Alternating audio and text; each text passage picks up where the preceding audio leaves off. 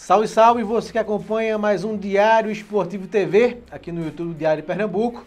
Hoje vamos falar do jogo do Sport contra o ABC pela Série B, também dar uma atualizada no que está acontecendo nas situações de Náutico e Santa Cruz.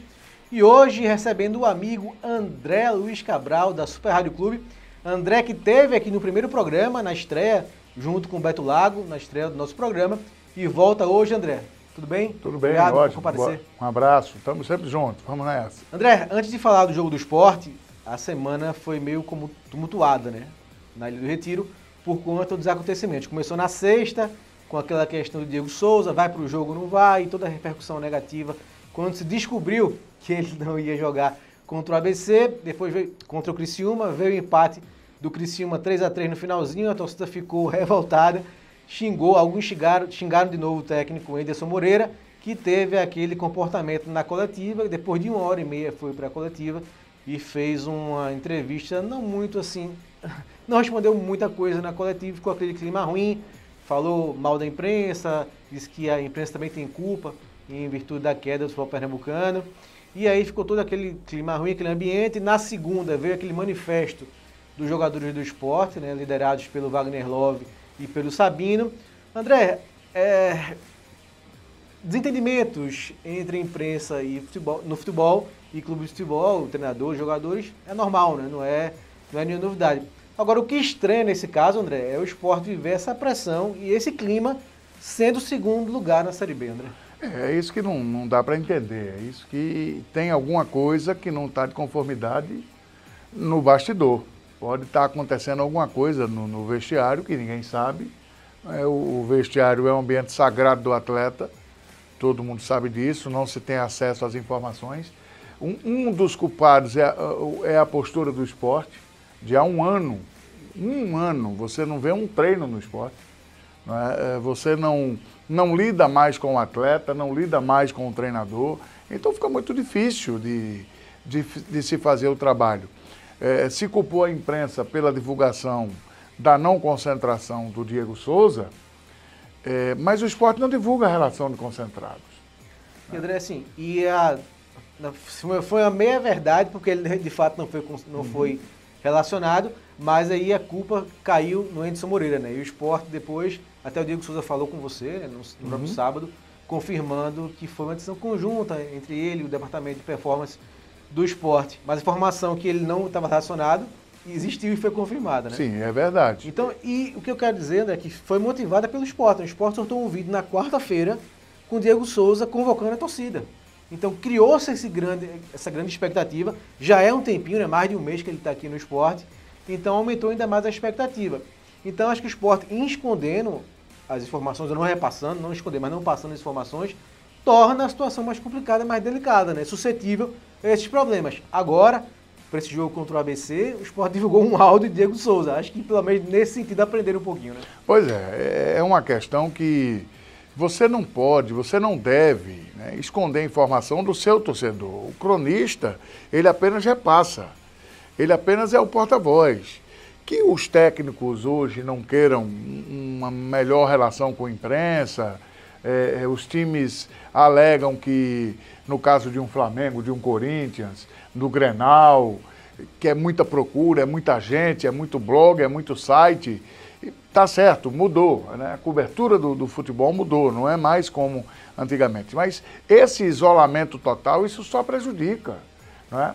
O repórter pode ajudar o treinador, né? Por exemplo, se veio o vídeo da quarta-feira, mas vamos dizer que não existisse o vídeo.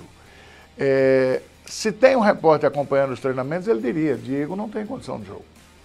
Porque a primeira coisa que o repórter, seja o veterano repórter, seja o mais jovem repórter, a primeira coisa que ele vai querer saber é do departamento físico, é de Hinaldo Freire, como está o rendimento do Diego Souza. E isso aí, sendo facultado, sendo liberado, não teria tido nenhum tipo de problema. O treinador do Sport, a gente falava na chegada, olha, ele é temperamental, ele teve problema em muitos lugares, é da forma dele.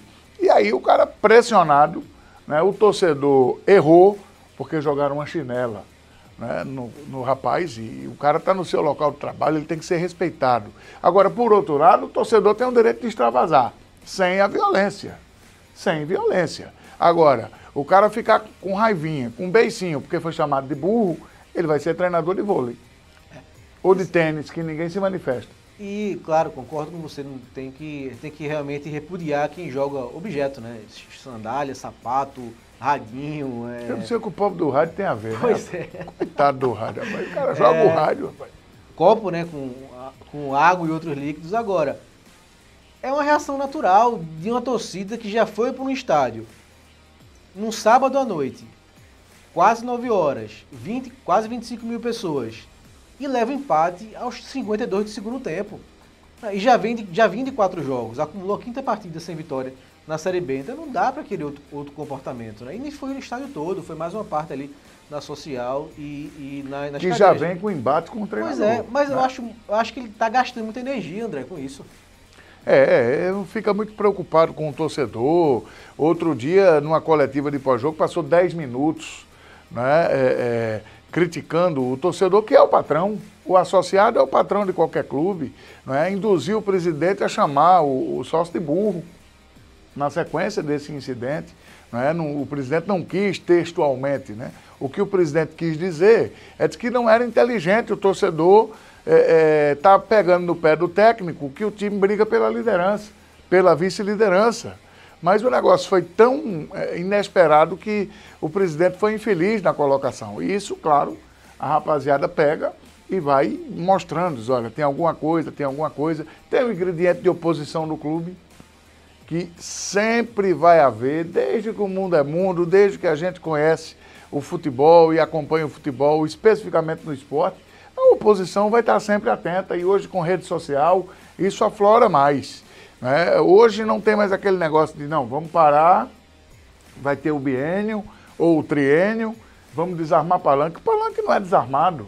Então quem assume o clube tem que ter essa consciência. E a imprensa é aliada.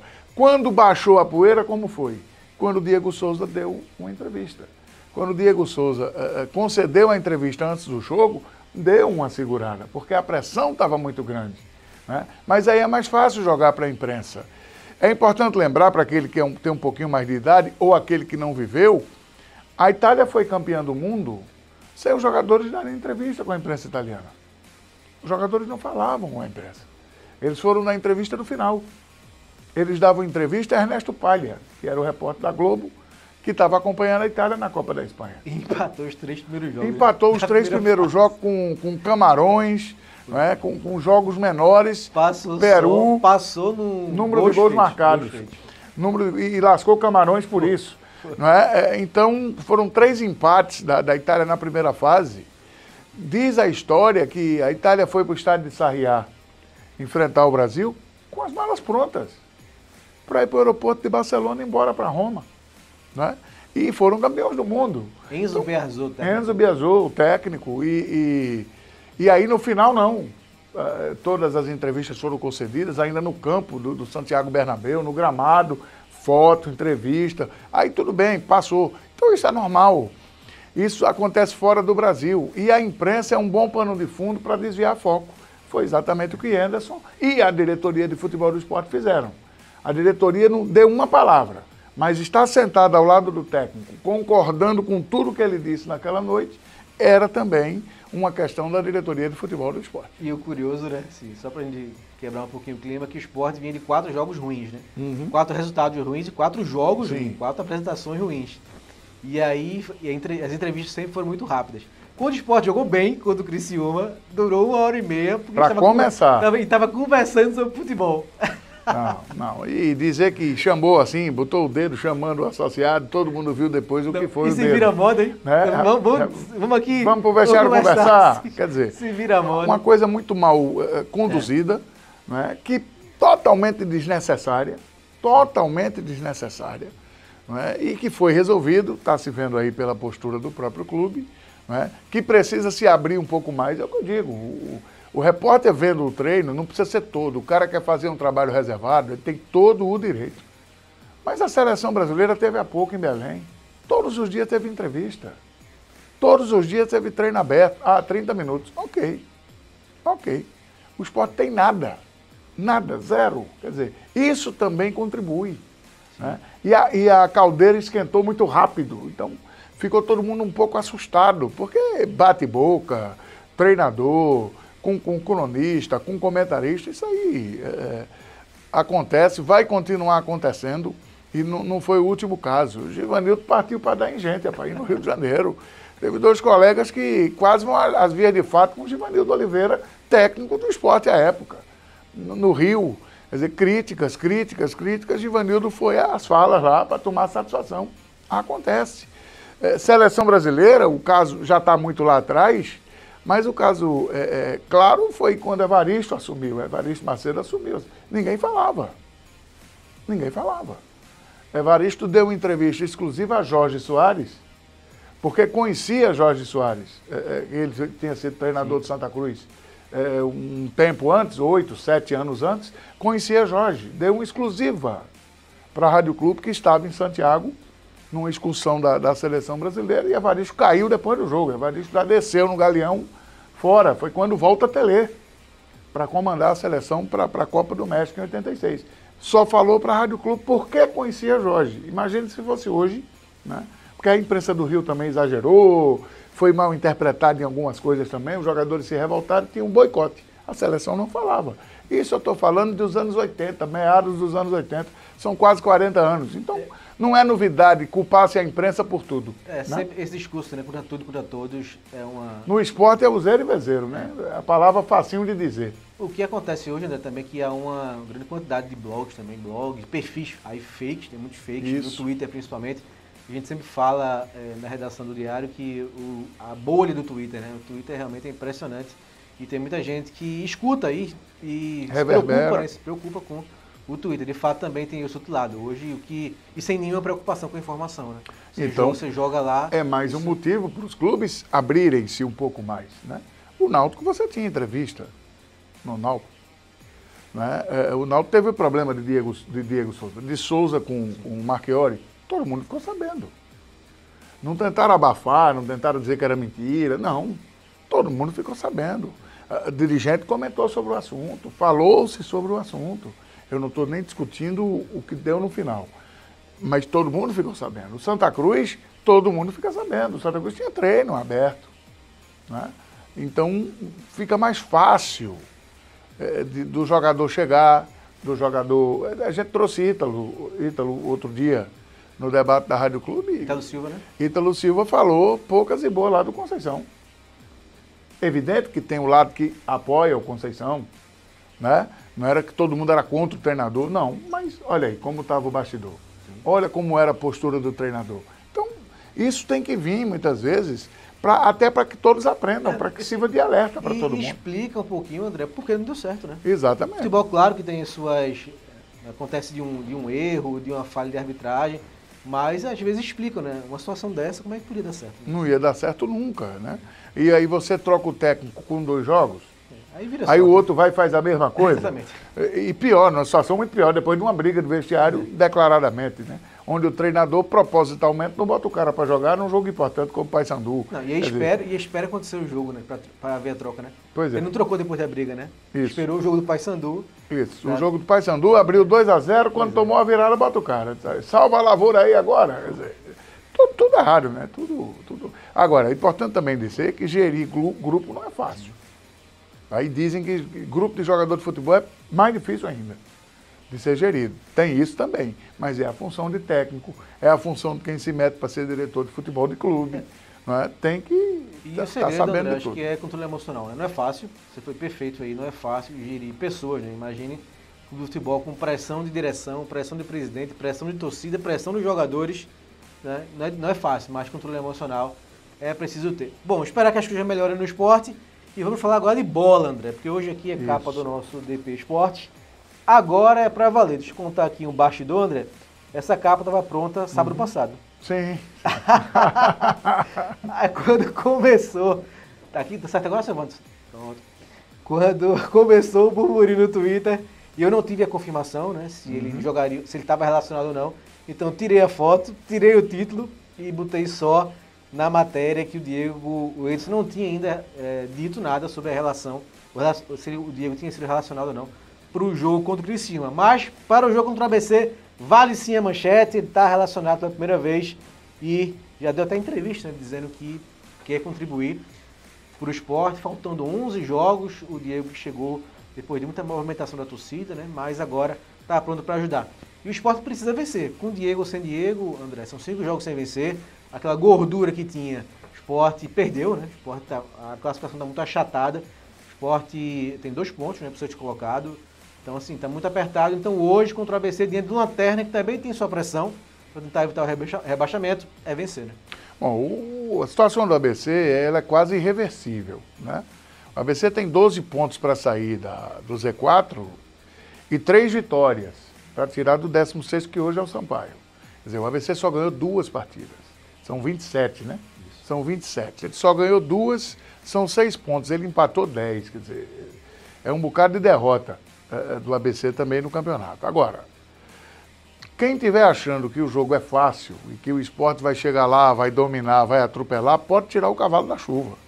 Porque o Agel assumiu, né? O Agel Fux assumiu lá, o ex-zagueiro Agel Fux, e já foi dizendo, já, quem não ralar, quem não botar o bumbum no chão, sai. Então o Agel está dando uma estigada no time, né?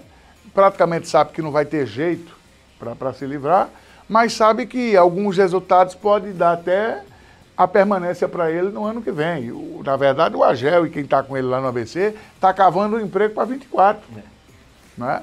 Se vai chegar no Brasileiro da Série C comandando o ABC, ninguém sabe. Agora, que ele está cavando o emprego dele para 24, ele está. Então, não vai ser fácil. Não acredito que o torcedor do ABC compareça, né? Porque o estádio é bonito, o estádio pequenininho, mas confortável, bom de se trabalhar. Mas não vai ser caldeirão, não vai ter caldeirão contra o esporte, mas tem toda essa pressão. Né? Tem toda essa pressão. Antes tem o Vila Nova jogando, quer dizer, se o Vila Nova ganha o seu jogo, põe mais pressão ainda em cima do esporte, mas é fundamental ganhar hoje e ganhar do Londrina. Aí vê o que acontece, faltando 9 rodadas para terminar o campeonato. E eu sempre digo também com a turma do jornal, André, que jogar na sexta é bom, quando você ganha, né? Quando você perde na sexta-feira, você tem a sequência do fim de semana. O fim de semana todinho penoso. Pois é.